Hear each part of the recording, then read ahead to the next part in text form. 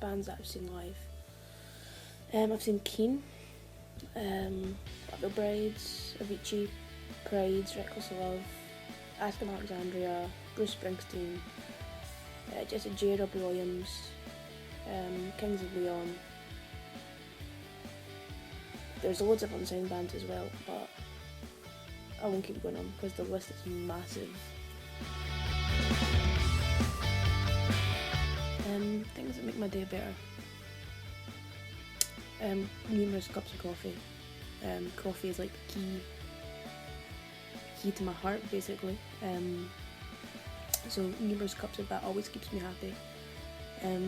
Other than that, just listen to music, headphones in, volume up full blast, and I'm a happy chappy. In terms of if I have more bad days than good, it's probably 50-50. I mean, everyone has their down days, but I don't know, definitely 50-50. My looks. I don't think I'm the best looking person in the world, but I don't think I'm the worst looking person either.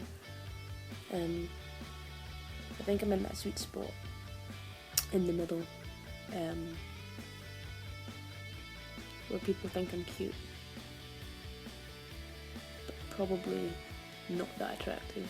My looks don't cross my mind that much unless there's someone I particularly like or I'm going to do a gig. I'm very aware that people will be looking at me then, so I try to make myself look respectable, I suppose. I am quite vain about my hair. It's a mess right now, but normally it's all done to perfection. Biggest influences for Memories of You were probably TJ and Sarah's The Con. I went through a breakup and I put on The Con and I listened to it endlessly, and I really got like into the vibe of, you know, more produced songwriting. The songs like I Was Married and things. So I took the heartbreak and the sound that I liked from The Con, and I wrote what is quite possibly a heartbreak record. I mean, there's songs on it called like Broken Hearted and Your Love and Secrets and Fire. You know, the line, you ripped my heart out. Heartbreak was definitely a massive influence when writing that record. But the name of the record and the title track, Memories of You, are about my grandparents. So I guess that was an influence in the writing of the record as well. Favourite quotes. One of my favourite quotes is, our fingerprints don't fade from the lives we touch. I heard it in the film Remember Me, actually. I think the character in the film said it was originally a Gandhi quote. But it's one of those quotes, regardless of where it's come from, that stayed with me for a good few years now. And I do intend to get it as a tattoo. So it's definitely my favourite quote, if I intend to keep it on my skin forever. A habit that I wish I didn't have is I have this thing I did with my hands. I wring them constantly. It's actually quite subconscious. I don't know that I'm doing it until someone points out to me where I've been sitting for God knows how long, and been rubbing at my hands and I shiver away. I really wish I didn't have that. Simply because people keep asking me if I'm cold or if I'm nervous, and I never am either of the two things. It's just something that I've done since I was like a small child, and I really haven't grown out of it. It's just become this really subconscious habit that I really wish that I didn't have anymore. The idea of a perfect date. I think I'm supposed to say idea, because I do not know what an idea is, if that's a thing. But my idea of a perfect date is taking the person for dinner and drinks. I'm quite traditional in that sense, but I also like to do something fun as well. So whether it be going off to see, like, feed ducks or something before dinner, or go and see a show after dinner. I really don't think it matters particularly what we do, as long as the person that I'm with is happy with what we do.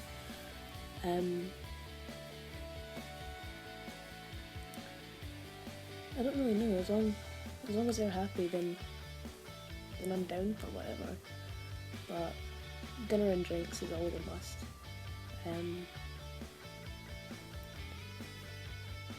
Yeah. Are there any songs on the new record that were written for a reason? Memories of You. I wrote when I was about 13. It's about my grandparents. So that was specifically written for them. It's a memory, or my memories of them. But other than that, the record itself, a lot of the songs were written pretty recently. Like the song Distance was written about my recent breakup. And that kind of goes along with the song Your Love. The song Oh Bellamy, that's based on my favourite book, Bellamy by Guy de Maupassant.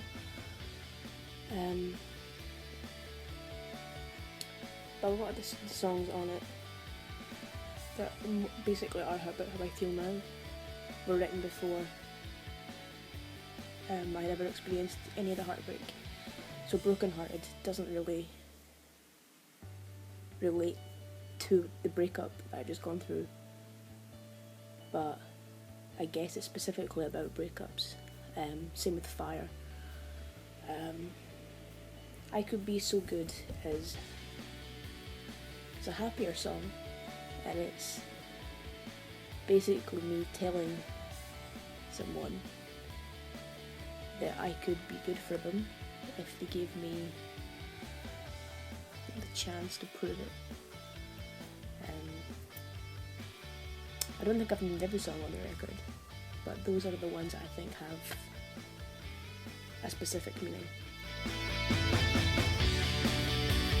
I decided to relaunch the self-titled EP simply because I'd fallen out of love with the production of it.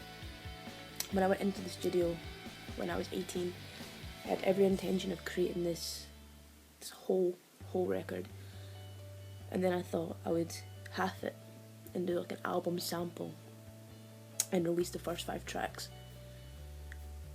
But once I did the first 5, it was just acoustic and vocals. It was this really nice acoustic vibe, and I love the songs. I still perform them now.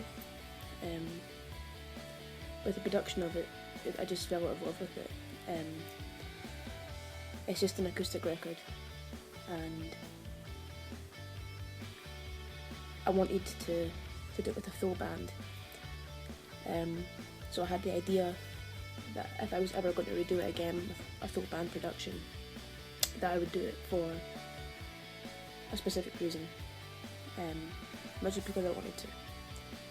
So I've decided that I'm relaunching it for the It Got Better project, which is an LGBT organisation which helps LGBT youth come to terms with their identity and let them know that life does get better. There are many celebrity LGBT advocates out there, Tegan and Sarah being just one example, Neil Patrick Harris being another. So that's specifically what it's about. It's called Take Two, because it's my second attempt at the record, and the It Got Better, because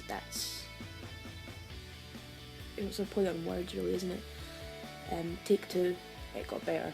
Second attempt at the record with the slogan for the It Got Better project. But I'm also giving some of the proceeds to another LGBT organisation called Riot. So hopefully it all goes well. But that's the underlying reasons behind my decision to re-release the record. The song I can't get out of my head right now is Mr. Flick by King Charles, from his record Love Blood. I was told to listen to King Charles by someone that I like, and she listed her favourite songs from the record, with Love Blood, the title track being one of her favourites, and ended up listening to the entire record through and downloading it, and then I found a deluxe version, and Mr. Flick is one of the bonus tracks, and it's this really catchy song, and it's been stuck in my head for X number of days now. I'm thinking about it now. It just will not go.